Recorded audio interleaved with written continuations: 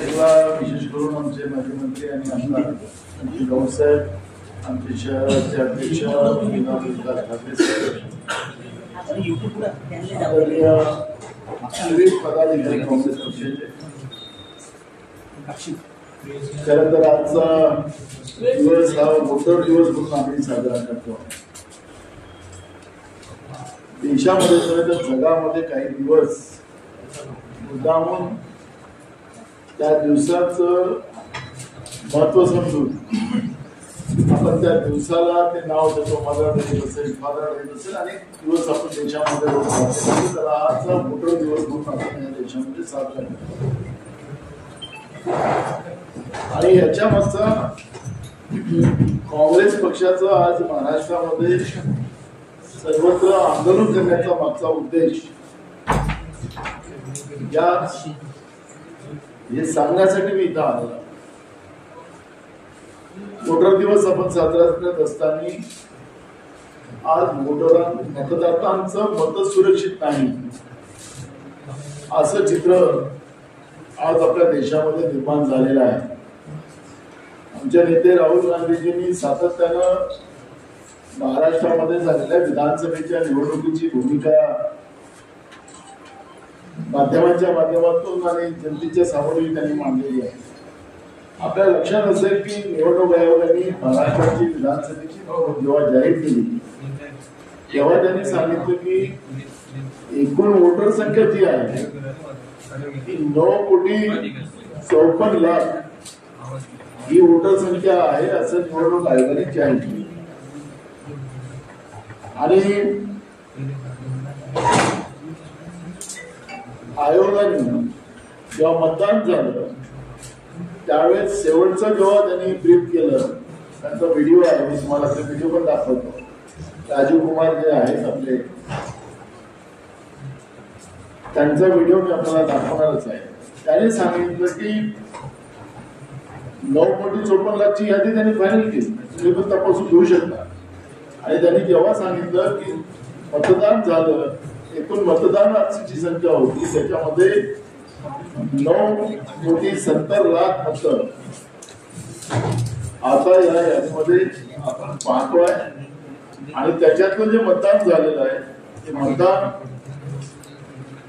या ठिकाणी त्यांनी सांगितलं की एकूण मतदान संख्या जी आहे 9,63,00,000, पुरुष मतदार तिथं 4,97,00,000 झालेलं आहे. महिला मतदार हे 4,66,00,000. विशेष करून आपण एक गोष्ट या ठिकाणी लक्षात आलेली असेल की, आणि हा आकडा जो आहे हा आकडा त्यांनी काय मांडावा निवडणूक आयोगाने हा नंतरचा भाग आहे. नरेंद्र मोदीचं जे सरकार आहे या सरकारचा जो आरोग्य विभाग आहे या आरोग्य विभागाने सुद्धा महाराष्ट्राच्या प्रौढ मतदानाचा विशेष करून जी काही आकडेवारी जाहीर केलेली आहे ती कमी आहे.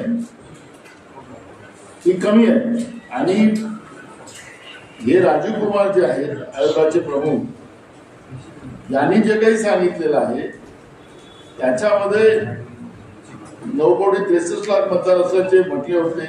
राज्यातील मतदार पार पडल्यानंतर निवडणूक आयोगाने जी माहिती दिली याच्यामध्ये 9,25,119 मतदार याच्यामध्ये सहभागी झाले असं त्यांनी सांगितलं.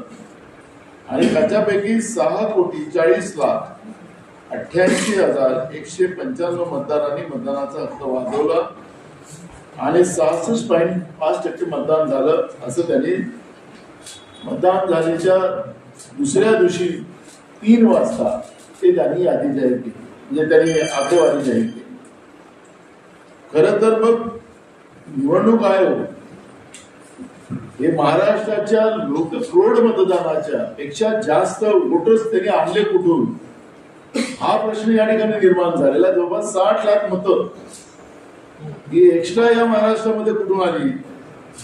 मग सरकार जे सांगतं की लाडकी बहीण योजनेच्या माध्यमातून बांगलादेशी लोकांनी याचा फायदा घेतलेला आहे.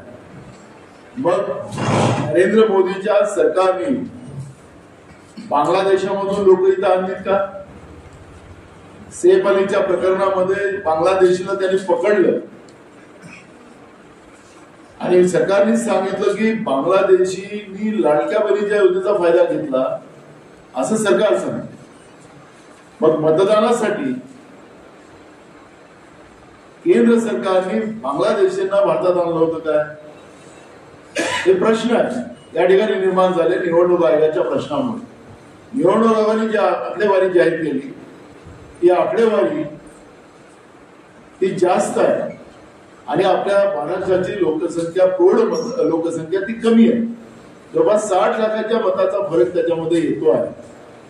एक मतदान सुद्धा कमी झालं किंवा एक मतदान जास्त झालं तरी आपलं त्याच्यामध्ये इलेक्शन हे खऱ्या अर्थानं त्याच्यामध्ये सेटलाईज होतात, निवडणुका रद्द केल्या जातात.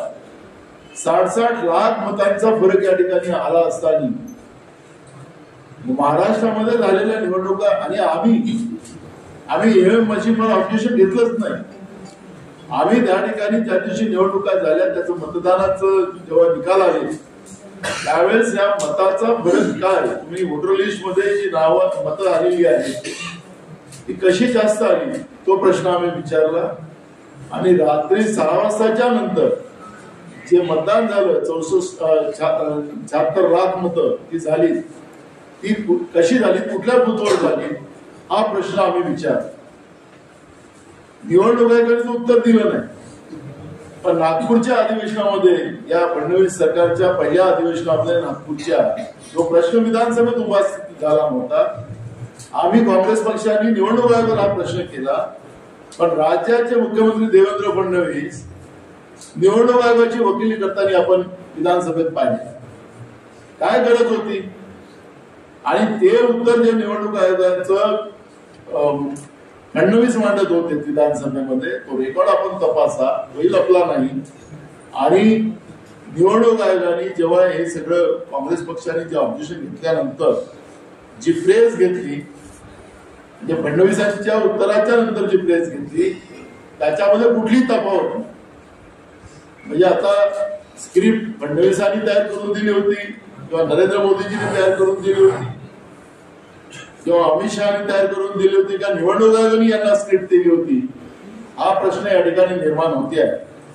आमचं एवढंच म्हणणं आहे की आज आपल्या देशातल्या मतदारांचं मत हे सुरक्षित नाही असा प्रश्न आता निर्माण झालेला आहे. आणि म्हणून या वोटर दिवसाच्या निमित्तानं आम्ही सगळ्यांनी हा निर्णय केलेला आहे. काँग्रेस पक्षाने निर्णय घेतला की वोटरांमध्ये मतदातामध्ये ही जागृती निर्माण करणं आणि लोकांना हा जो निवडणूक आयोगाच्या माध्यमातून लोकशाहीचा गळा घोटण्याचं काम जे भाजप करते आहे, केंद्रातलं सरकार मुद्दाम करते आहे, त्याबद्दलची जागृती करण्याचं धोरण आम्ही आज केलेलं आहे. सगळ्या जिल्हाधिकाऱ्यांना, तहसीलदारांना काँग्रेस पक्षाच्या वतीनं महाराष्ट्रामध्ये हे निवेदन देण्यात आलेलं आहे. या निमित्तानं मतदातांमध्ये जागरूकता निर्माण व्हावी आणि दिवसाढवळ्या लोकशाहीचा खून करणारा निवडणूक आयोग त्यांना या सगळ्या गोष्टीचा बद्दलचा आम्ही अलर्ट करण्याचा हा निर्णय केलेला आहे. आणि म्हणून आज महाराष्ट्रामध्ये आम्ही आंदोलन केलं आहे. म्हणून आज तुमच्या समोर आहे. आम्ही माननीय सुप्रीम कोर्टामध्ये सुद्धा आम्ही महाराष्ट्रामध्ये झालेल्या लोकसभेच्या निवडणुका आणि त्याच्यानंतर 4 महिन्यानंतर विधानसभेच्या ज्या निवडणुका झाल्या त्या निवडणुकामधली जी वोटर लिस्ट जी तयार झालेली आहे त्याची जी तफावत आहे, म्हणजे 5 वर्षामध्ये 2019 ते 2024 या काळात लोकसभेच्या निवडणुकीपर्यंत 50 लाख मताची वाढ झाली. पण 4 महिन्यामध्ये विधानसभेच्या निवडणुका आल्या आणि त्याच्यानंतर वोटर लिस्ट जी आली त्याच्यामध्ये 46 लाख मतं वाढली. म्हणजे 5 वर्षामध्ये 50 लाख आणि 4 महिन्यामध्ये 46 लाख ही जी वाढली त्याची सगळी आता यादी आपण पाहिलं असेल की जवळपास निवडणूक आयोगाने जेव्हा ही चोरी पकडली जाईल म्हणून त्यांनी त्यांच्या वेबसाईट मधून या सगळ्या गोष्टी डिलीट करून टाकल्या. आणि म्हणून या सगळ्या डाटा आता आम्ही गोळा केलेला आहे. आम्ही माननीय सुप्रीम कोर्टाचेही दार ठोकावू. आज आमचे संध्याकाळी 10:30 वाजता आमचे राष्ट्रीय प्रवक्ते पवन खेरा पण या ठिकाणी येतात आहेत. ते पण या विषयावर आपल्याला आपलं मत मांडणार आहे. त्यामुळे राष्ट्रीय पातळीवर सुद्धा या सगळ्या विषयाची दखल आमच्या नेते राहुल गांधींनी घेतलेली आहे आणि त्याच्यामुळे या सगळ्या गोष्टीचा आम्ही कोर्टातही जाऊ, जनतेच्या दरबारातही जाऊ आणि रस्त्यावरची लढाई लढू ही काँग्रेसची भूमिका आमची आहे. रिझल्ट लागल्यापासून 2 महिने झाले, 2 महिन्यामध्ये पब्लिक सपोर्ट मिळवण्याचा प्रयत्न चालू आहे. आम्ही प्रयत्न चालू आहे आमचा. तुम्ही स्वतः आम्ही पहिल्या दिवशीपासून या सगळ्या गोष्टीचा विषय घेण्याचं काम सुरू केलेलं आहे. आमचं तालुका पातळीवरील सुद्धा महाराष्ट्रामध्ये आम्ही आंदोलन केली. लोकांपर्यंत आम्ही पोहोचायचं काम सुरू आहे. आमचं लोकांमध्ये जागृती करण्याचे काम सुरू आहे. माध्यमांनी सुद्धा हा पुढाकार घ्यावा अशी आमची नम्र विनंती. म्हणाले की काँग्रेस सोबत शिवसेना आणि एनसीपी नाही आहे आणि शिवसेनेचा स्टँड आहे की ईव्हीएम मध्ये काही गडबड नाही. मला प्रश्न आहे की आमच्या अलायन्स आम्ही चर्चा करतो असं कधीच बोललो नाही, तिथं पण नाही बोललो. त्यांना काय वाटायचं का नाही वाटायचं तो त्यांचा प्रश्न आहे. काँग्रेस पक्ष मीच या देशाला स्वातंत्र्य मिळवून दिलं, काँग्रेस विचाराने या देशाला उभं केलं. आज जे काही हे माध्यम आणि या सगळ्या गोष्टी उभ्या असतील, सुईपासून तर रॅकेटपर्यंत निर्माण करण्याचं काम काँग्रेसच केलं. कारण या लोकशाहीची काळजी आम्हीच करावं, आम्हालाच लढाई लढावी लागणार आहे. कोणी आहेत की नाही आहेत हा विषय नाही आहे. ज्यावेळेस स्वातंत्र्याची लढाई सुरू झाली त्यावेळेस आमच्याबरोबर कोणीच नव्हतं, पण हळूहळू देश उभा झाला आमच्या मागे. आणि म्हणून आमच्या बरोबर कोण आहे की नाही आहे देशाच्या जनतेमध्ये जागृती निर्माण करणं हे आमचं काम आहे. त्याच्यामुळे आम्हाला राज्याच्या मंत्र्यांनी काही असं सांगावं, मग तुमचं जे दिल्लीतलं सरकार आहे त्या सरकार बरोबर अनेक लोक जर तुमचे सोबती अनेक सोडून गेले, जबरदस्ती निवडणुकीच्या वेळेस पकडून आणतात तुम्ही, तुमच्याबरोबर कोण राहतो? आम्हाला हा विषय वेगवेगळ्या वेळेस आहे. आणि आजचा दिवस आम्ही का साधतोय, आज वोटर दिवस आहे, मतदाता दिवस आहे. आणि म्हणून या मतदाता दिवसाचं औचित्य साधून आम्ही लोकांपुढे जागृती करण्याचा प्रयत्न करतोय आणि माध्यमांनी ती भूमिका मांडावी यासाठी आम्ही तुमच्याकडे आलो. नाना बाबू, आज बाबू कुले जी ने कहा कि आज जो आंदोलन हो रहा है आप लोग कर रहे हैं वो सिर्फ फोटो सेशन के लिए कर रहे हैं. अब मुझे ये पता नहीं है कि अब तो स्मार्ट है, अब जो लोग मीडिया के सामने आ जाते कुछ भी बोलते हैं वो कितने स्मार्ट है, वो दिखाना चाहते क्या? वो सब्जेक्ट ये नहीं कि ये लोकशाही बचाने का इशू है. उन लोगों ने भी हमारे साथ आना चाहिए. समय सबका बलवान होता है. आज उनका समय कल हमारा समय आएगा. लेकिन जो पाप लोगों के वोट पे डाका डालने का काम जो देश में चल रहा है, राज्यों में चल रहा है, उसके बारे में सबने चिंता व्यक्त करना चाहिए. ये फोटो सेशन का काम नहीं है, ये लोकतंत्र बचाने का काम है.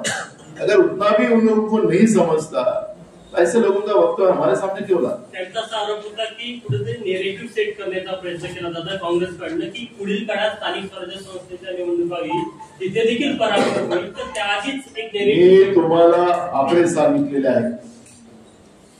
60 लाख मताचा फरक दिसतो आहे निवडणूक आयोगाच्या ह्याच्यानी आणि राज्याच्या पूर्ण जी लोक आहेत. आता 18 वर्षात मी तुम्हाला सांगा, तुम्ही प्रश्न विचारला, अनपढ लोकांचे प्रश्न घेऊन माझ्याकडे येता म्हणून तुम्हाला सांगतो. 18 वर्षाचे पोरं जे होतात, मुली असतात, त्या सगळ्यांची नोंद केली जाते, पण त्याला प्रौढ मध्ये मोजतो. तुम्ही विचारलं म्हणून सांगता, सगळ्यांची नोंद होत नाही, पण त्याला आमचं जे पॉप्युलेशन असतं, जी काही प्रौढची संख्या असते त्याचं आपण कॅल्क्युलेशन करतो. ते सगळं कॅल्क्युलेशन करून सुद्धा तेवढी पॉप्युलेशन आपल्या राज्यातली नाही आहे. आम्ही निवडणूक आयोगाला प्रश्न विचारतोय. जेव्हा निवडणूक आयोगाला प्रश्न विचारतो तर यांच्या पोटात दुखायचं कारण काय? चोर के मन में, चोर के दाढी में तिनका है. आता त्याला दाढी नसल्यामुळे त्याचा एक प्रॉब्लेम आहे. सर एक प्रश्न असा आहे, स्मार्ट लोक तुम्ही सगळे आहे, पार्टी स्मार्ट मध्ये काम करावी अशी अपेक्षा आहे. कन्सिस्टन्सी नाही तुमचा असा आरोप केला जातो. पहिले तुम्ही आता म्हणाला ईव्हीएम आमचा आता विषय नाहीये, आमचा विषय मत वाढवले आहे. यापूर्वी इलेक्ट्रॉनिक बॉन्ड होतं, तेही काही कन्सिस्टन्सी फार काही दिसली नाही. त्याच्यापूर्वी संविधान तुम्हाला फायदा मिळाला लोकसभेमध्ये, पण त्याची कन्सिस्टन्सी नंतर विधानसभेत तुम्ही ठेवू शकले नाही. आरोप असा आहे की कन्सिस्टन्सी कायम नाहीये तुमच्या. मोदी सरकार रोज इतके पाप करतात. आता मी इथे यायला उशीर झाला. भंडाऱ्याच्या आयुध निर्माण फॅक्टरीमध्ये काल स्फोट झाला. 10-12 लोकांचा मृत्यू त्या ठिकाणी, अनेक लोक घायल. मी सकाळपासून तिथं आमचे खासदार आणि मी तिथं होतो. आपल्याला माहिती आहे की जसं अग्निवीर तिकडे ऐकत होतो, आता आयुधवीर पण निर्माण केले. भंडाऱ्याच्या त्या आयुध निर्माण फॅक्टरीमध्ये RDX तयार होतं.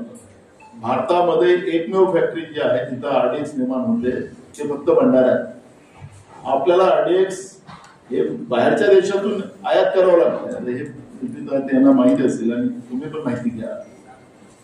आम्ही खासदार झाल्यानंतर तिथं जेव्हा आयात चाललेली होती त्याला आम्ही सांगितलं की इथं प्रोडक्शन वाढवा, त्याचं एक्सपान्शन करा, त्याच्या माध्यमातून मोठ्या तरुणांना त्या ठिकाणी काम मिळेल, नोकऱ्या मिळतील आणि त्याचा विकास पण होईल आणि या देशाच्या प्रगतीमध्ये योगदान या भंडारा जिल्ह्याचं त्या ठिकाणी. तिथं अप्रेंटिस लोकांना काम दिलं जात आहे. तिथं काय बिस्किट बनवण्याचा कारखाना नाहीये, त्या पकोडे तलाचा कारखाना तिथं फॅक्टरी नाहीये. हे RDX बनतं त्या ठिकाणी. RDX म्हणजे सगळ्यात खतरनाक स्फोटक आहे, त्याच्यापेक्षा कुठलंही मोठं स्फोटक राहू शकत नाही. आता तिथं अप्रेंटिस लोक पाठवले जातात, तिथं आयुध वीर पाठवले जातात, त्याला कुठलंही माहिती नाही त्याला कसं काम केलं पाहिजे. फॅक्टरी पण तिथं तिथली जी मशिनरी आहे ती गेल्या 60 वर्षाची मशिनरी आहे. तिचं जे लिमिट आहे ते फक्त 20 वर्षाचं. आता तिनं 3 पटीनं तिचं कालावधी संपला. तिथं आता ही दुसरी घटना आहे याच वर्षात. मागे एक माणूस मरण पावला, आता 11 लोकांना पावला. माझा मुद्दा असा आहे की तुम्ही जे खाजगीकरण करायला सुरुवात केली आहे, रोज नवीन नवीन विषय येतात आहे. तुम्ही जे बॉन्डचा विषय म्हणला त्याच्यात काय गडबडी झाल्या, कोर्टाने ताशेरे ओढले, आम्ही आरोप नाही केला. आता कोर्टाने बोलल्यानंतरही त्यांना लाज नसेल तर मग आता काय करायचं? बेशरम लोकांबद्दलचं औषध तुम्ही आम्हाला सांगा. नाही आम्हाला सांगतो, आम्ही एकच विषय तुम्ही म्हणताय सातत्य त्याला ठेवलं पाहिजे. हे बेशरम लोक आहेत ना, त्यांची गेंड्याच्या कातडीपेक्षा जाळ झाली कातडी आहे. शेतकरी रोज आत्महत्या करतात, त्याची काळजी नाही आहे. मुख्यमंत्र्यांनी घोषणा केली होती की शेतकऱ्यांच्या शेतीचा माल आम्ही पूर्ण घेऊ समर्थन मूल्याच्या भावाने. डिफरन्स असेल तर ते आम्ही देऊ. सोयाबीनची खरेदी बंद झाली, 31 जानेवारी पर्यंत आम्ही चालू देऊ असं सांगितलं होतं. 1 जानेवारीलाच बंद झाली. कापूस खरेदी बंद, धान खरेदी बंद, घेतलेले कव्याचे पैसे दिले नाही. तूर निघाली शेतकऱ्यांची, तर तूर आता त्यांनी इम्पोर्ट केली आणि तुरीचे भाव पाडले. महाराष्ट्रामध्ये रोज शेतकऱ्यांच्या किती आत्महत्या होतात. आता काय रोज किती बोंबलायचं? आम्ही बोंबलतच आहोत, आम्ही आवाज उचलतोच आहे. तरुणांचा आवाज, महागाईचा आवाज. आज मी काही पेपर वाचत होतो, काही पेपरने तर आज ते पूर्ण ब्लॅक न करता त्याला पुसट लिहिलेलं आहे. महागाईचा उच्चार किती वाढला. आज काही पेपरमध्ये आहेत बातम्या, मी आता सगळ्याच पेपरचा उल्लेख नाही करणार, पण मी सांगतोय की सगळ्या पेपरला पाहत होतो की आज त्यांनी त्याला ज्या महागाई वाढली तर त्यांनी त्या पुसट हे असं त्याला हे केलं, पहिला फ्रंट पेजेस करून टाक. काय चाललेलं आहे? तर कुठले विषय रोज आम्ही सरकार जनतेतून निवडून आलेली आहे असं त्यांचं म्हणणं आहे ना, ते सांगतात जॅकेट घालून. तर त्यांना विचारा ना, तुम्ही जनतेसाठी काय करता? मी दावतचा प्रश्न विचारला, आमचा आरोप नाहीये. तुम्ही आणले 18 लाख ते 16 लाख कोटीचं इन्व्हेस्टमेंट या देशामध्ये, आपल्या राज्यामध्ये, तर ते काही दाऊस मध्ये जाऊन आणायची गरज नव्हती. तुमच्या आवाजाच्या हातावर होतं ना. तुम्ही जवळपास 10 कंपन्या विदेशातल्या आहेत, बाकीच्या तर सगळ्या राज्यातल्याच आहेत. महाराष्ट्रातल्या बाकीच्या 43 कंपन्या तर महाराष्ट्रातल्याच आहेत. तुम्हाला इथंच बोलावं, हे तिकडे गेले दाऊसला आणि छत्तीसगडचा मुख्यमंत्री इथून 6000 कोटीचं इन्व्हेस्टमेंट छत्तीसगडमध्ये घेऊन गेले पुण्यातून. मी तुम्हाला सांगायला तात्पर्य, आम्ही त्यांना प्रश्न विचारला आणि मी म्हणाला तर त्यांनी असे लोक पोसून ठेवलेले आहेत की त्याला नाना पटोलेला देशाध्यक्ष पद टिकवायचं आहे म्हणून ते या पदाची मागणी. अरे मी सोडलेलं पद आहे. मी सांगितलं आमच्या हायकमांडला की 4 वर्ष झाले, मला इथून लिव्ह करा. मुद्दा असा आहे की तुम्हाला विषय समजत नसतील, जनतेच्या पैशाची उधळपट्टीच करायची आहे तुम्हाला. दाऊस मध्ये 6500 किलोमीटर जाऊन तुम्ही 20 लोकांची टीम घेऊन गेला. उद्योग मंत्री मुख्यमंत्री तुम्ही गेला, किती इन्व्हेस्टमेंट आणलं, कुठलं आणलं? दारू बनवण्याच्या फॅक्टरी तुम्ही इन्व्हेस्टमेंट आणलं विदेशातून. मी काल सांगितलं 1500 कोटीची एक कंपनी आणली आणि 750 कोटीची आणली बियर बनवणार आणि दारू बनवणार. तर महाराष्ट्राला तुम्ही दारू राष्ट्र बनवणार आहे का? मंत्र्यांच्या दारूच्या फॅक्टरी निर्माण करतात, बारामतीत चालू झाल्या. महाराष्ट्राची अवदशा करायला तुम्हाला हे मिळालेलं, आणि हे काही तुम्हाला जनतेतून निवडून आलेच नाही. तुम्हाला लोक स्वतःचे बोर्ड स्वतःच लावतात, तुम्ही लोक लावत नाही तुमचे बोर्ड. अशा याच्यामध्ये आवाज किती काढायचा आणि किती सातत्य ठेवायचं तुमच्या भाषेत? कुठले रोज प्रश्न आणतात. आता इतके प्रश्न आहेत, त्याचं उत्तर द्यायचं. आम्ही सांगितलं, काल मी बोललो की श्वेतपत्रिका त्यांनी जाहीर करावी की एकनाथ शिंदेच्या काळामध्ये त्यांनी 2दा केलं. मी 2018चा विचारत नाही. मॅग्नेटिक महाराष्ट्र आमच्या मित्रांनी केलं होतं त्यावेळेस, त्याच्यामध्ये त्यांनी लाखो कोटीचं इन्व्हेस्टमेंट दाखवलं. मी तो हिशोबाला जात नाही, कुठला मॅग्नेटिक झालं त्याच्यात जात नाही. पण एकनाथ शिंदेनी जाऊन इतकंच इन्व्हेस्टमेंट आणलं होतं. ते इन्व्हेस्टमेंट कुठं कुठं केलं गेलं, किती लोकांना नोकऱ्या दिल्या, एवढं आम्हाला तुम्ही सांगा. एवढंच म्हटलं झालं, अंगावर यायला लागले. प्रश्न विचारायला गेलं तरी कपडे फोडायला निघतात.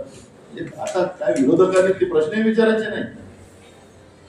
ही काही लोकशाही नाहीये. त्यांना लोकशाही मान्य त्यांना नसेल तर माध्यमांनी सुद्धा त्या पद्धतीची भूमिका घेतली पाहिजे की जे आहे त्या व्यवस्थेला त्या पद्धतीनंच आपण सगळ्यांनी घेतलं पाहिजे. आता ते जे आमच्या मित्रांनी काल सांगितलं की मी 16 लाख कोटीचं इन्व्हेस्टमेंट आणलं, तर किती लोकांना नोकऱ्या देणार? 16 लाख तरुणांना आम्ही नोकऱ्या देणार असं त्यांनी सांगितलं. म्हणजे एक नोकरी किती पडेल? 1 कोटी रुपयाला पडेल. ओके. मग त्यांना जी जमीन देणार आहे त्या कंपन्यांना, तुम्ही हिशोब तुम्हाला सांगतो, तुम्ही विषय काढला सातत्याचा म्हणून सांगतो. मी तुम्हाला सांगतो की हिशोब तुम्हाला सांगतो की तुम्ही लाखो कोटीची जमीन नाम मतदाराला या लोकांना देतात, जे तुमचे मोदी साहेबांचे मित्र आहेत त्यांचे. लाखो कोटी रुपयाची जमीन देत आहे. पहिलेच राज्य कर्जबाजारी आहे, पहिलेच राज्य कर्जबाजारी आहे. महागाई वाढवत आहे, सर्वसामान्य लोकांचं जगणं मुश्किल केलं. तुम्ही या सगळ्या प्रॉपर्ट्या नाममात्र दरात तुम्ही देतात सर उद्योगाच्या नावाने. तुम्ही किती लोकांना, तुमचाच आकडा आहे, माझा आकडा नाहीये. तुम्ही ट्विट केलं फडणवीसजी, तुमच्याच आकडा आहे. राज्य लुटून देऊ नका, राज्य सांभाळ. तुम्हाला राक्षसी बहुमत मिळालं तुम्हाला असं म्हणणं आहे तुमचं, या तुम्ही तुम्हाला काय करायचं. पण तुम्ही राज्य बर्बाद करायसाठी नाही दिले, याची जाणीव ठेवली पाहिजे. आणि आम्ही जे प्रश्न विचारला, आम्ही सांगितलं त्यांना श्वेतपत्रिका जाहीर करा की हे झालेलं होतं त्यावेळेस किती इन्व्हेस्टमेंट झालं, किती लोकांना नोकऱ्या दिल्या, पकोडे तळायचं काम दिलं होतं का, काय हमालीचं काम दिलं होतं, काय दिलं होतं ते तर सांगा. तुम्ही इन्व्हेस्टमेंटवाल्यांना जी जमिनी देणार आहात तुम्ही कमी दरामध्ये, त्याचा हिशोब आम्ही नाही विचारायचा? नाही विचारायचं का? ते विचारायचं त्रास होतो. निवडणुकीला ते पैसे देतात ना त्यांना, तो पैसा सगळा चुकता करायचा आहे महाराष्ट्राची प्रॉपर्टी विकून. नाना भाऊ, आपने लोकसभा चुनाव के दौरान भाजपा को मिली जीत पर एक प्रश्न आहे की आरोप प्रत्यारोप चालत राहणार आहे. काँग्रेस इतक्या मोठ्या प्रभावानंतर संघटन त्याच्यावर तुमचं काय? व्हीसी व्हाईस चान्सलर युनिव्हर्सिटीचे नियुक्तीमध्ये UGCने नियम बदललेले आहेत. कालची घटना आहे, कालच त्याच्यामध्ये न्यूज निघालेला आहे. यावर तुमचं काय म्हणणं? एक बघा, देशामधले प्रत्येक क्षेत्रातले नियम बदलले जातात. आता तुम्ही UGCचा विषय मांडताय. UPSC मध्ये सुद्धा ज्या जो अध्यक्ष असतो UPSCचा, तो नेमणूक करायचा असेल आणि त्याला आम्ही एक स्टँडर्ड ठरवलं होतं, त्या आधारे मोदी साहेबांच्या सरकारमध्ये बदलवलं गेलं. म्हणून UPSC मध्ये जे लोक मेरिटवाले मुलं मुली आहेत ते बाजूला पडतात आणि कोण लोक घुसतात ते आपण पाहतोय. त्याच्यातला एक फ्रॉड पुढे आलेला आहे. पूजा खेडकरच्या मॅटरमध्ये सुद्धा ते प्रकरण पूर्ण देशामध्ये गाजलेलं आहे. UGC मध्ये सुद्धा व्हाईस चान्सलर नेमणुकीच्या दृष्टिकोनातून यांना काय पाप करायचं ते आपण पाहतोच. त्यांच्यामध्ये त्यांचे बगलबच्चे कसे त्याच्यामध्ये ठेवले जातील व्हाईस चान्सलर, आणि त्यांना त्यांची पूर्ण पॉलिसी कशी त्या ठिकाणी चालवता येईल त्या विचारात त्याचा प्रयत्न ते करतात आहे. आता देशाचं काय ठिकाणा होऊन राहिला हे तर आपल्याला सगळ्यांना माहिती. त्याच्यामुळे विरोध किती केला तरी आपण पाहिलं की राहुलजींनी लोकसभेमध्ये हे सगळे प्रश्न उपस्थित केलेत, अनेक प्रश्न उपस्थित केले. स्वतः संसद चालू दिली नाही, सरकारने नाही चालवली. आणि बाहेर जे आंदोलन चालू होतं त्याच्यामध्ये ते सारंगी मदत आणले. राहुलजीने त्याला धक्काही नाही मारला, राहुलजी त्याच्या जवळ गेले नाही, पण राहुलजीने धक्का मारला आणि घायल झाला. अडवाणी साहेब भरती होते दवाखान्यामध्ये, एम्स मध्ये, त्याला पाहायला कोणी भाजपला नाही गेला, पण सारंगीला पाहायला सगळे लोक गेले. फरक आहे. आता काय अजून तुम्ही जेवढे प्रश्न विचारला त्या प्रश्नावर खूप सारा बोलता येईल, पण मला राजकारण करायचं नाही. आज वोटर दिवस आहे, या मतदार दिवस आहे. या दिवसाचं औचित्य साधून आमचं एवढंच म्हणणं आहे की मतदातांमध्ये जागृती झाली पाहिजे, लोकांनी हे प्रश्न विचारले पाहिजे, लोकांचं सरकार आलं हे अशा बैमानीचं सरकार या महाराष्ट्रात किंवा देशात येता कामा नये, ही काळजी आम्ही सगळ्यांनी घेतली पाहिजे. हीच भूमिका काँग्रेस पक्षाची आहे. थँक्यू.